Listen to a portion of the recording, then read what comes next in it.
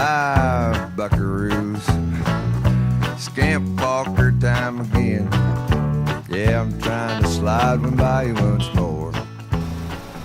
Hello, and welcome to Popcorn News. Something to watch while you eat popcorn. Do not try to comprehend it all. Nay, just eat the popcorn. Aliens walk among us. In previous popcorn newses, I have discussed a book called Meet the Hybrids, published on December 11th, 2015.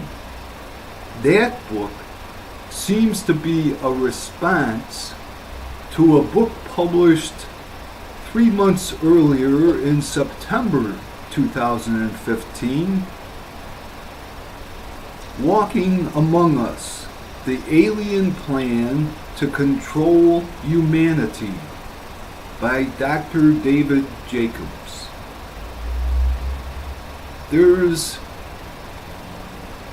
Jacobs is like he's apprehensive about the human alien hybrids, and then the book that came out a few months later, Meet the Hybrids, had a more contrary tone of, relax, by and large, the Space Brothers are our friends. But who is this Dr. Jacobs, who is so worried about the human-alien hybrids purportedly amongst us? David M. Jacobs, Ph.D., is Associate Professor of History at Temple University, specializing in 20th century American history and culture. Dr. Jacobs began researching the controversy over unidentified flying objects in America in the mid-1960s and has amassed over 38 years of primary research data and analytical hypotheses on the subject. In 1973, Dr. Jacobs completed his doctoral dissertation in the field of intellectual history at the University of Wisconsin-Madison on the controversy over unidentified flying objects in America. This was only the second PhD degree granted involving a UFO-related theme. On April 25th, 2016, a recent interview of Dr. David Jacobs was published to YouTube. Here are a few excerpts. I learned that women were stimulated sexually through their eyes to peak experience, at which point eggs were taken from them. Sperm was taken from men, and what was happening early on was that they would take the sperm and egg and they would do something to it off camera, so to speak.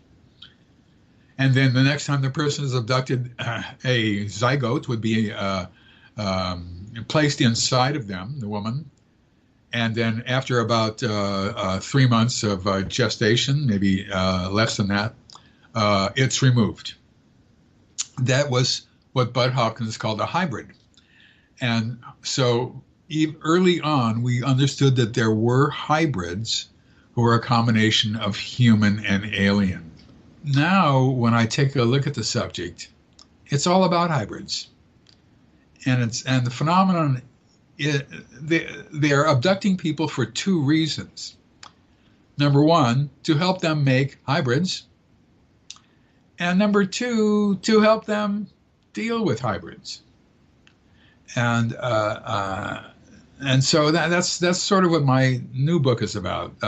Hybrids who have so jumped out, so to speak, of the UFO and are now living here, something that I never in my life ever believed I would ever say to anybody ever.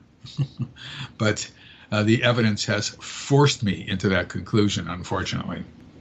It's, people have said, scientists have said, they don't say this anymore, but it used to be a mantra that they all said ad nauseum.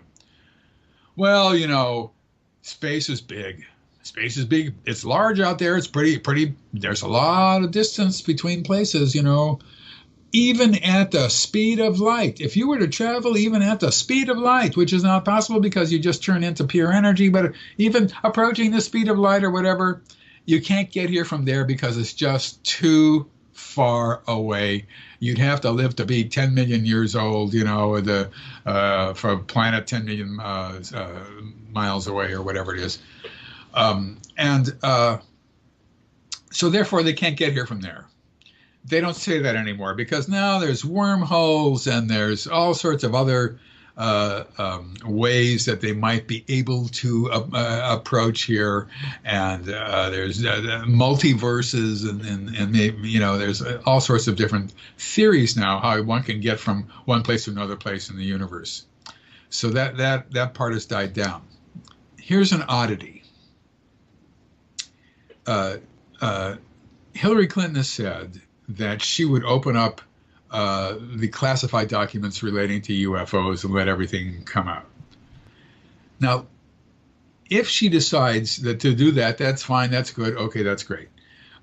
If she decides that she wants to reopen the study of UFOs again, because, the government has not publicly studied UFOs since 1969.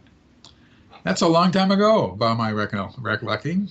And so if they start studying UFOs, the outside shells of objects, which Project Blue Book, which lasted from 1948, was it, to 1969, Project Blue Book studied UFOs.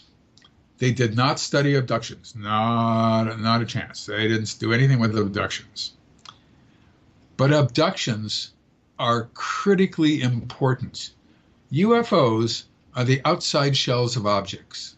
You have to know what's going on inside. You have to know who these beings are, what they want, what is their intent, why are they here.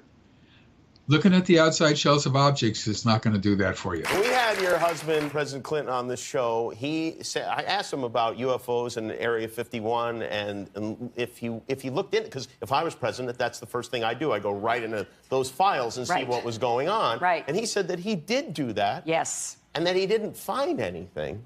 Well, I'm gonna do it again. Yeah, why not? Right? And there's a new name. It's unexplained aerial phenomenon. Unexplained aerial phenomenon, really? Yep, UAP. That's the latest nomenclature. I like the old one. I like UFO. I don't know why.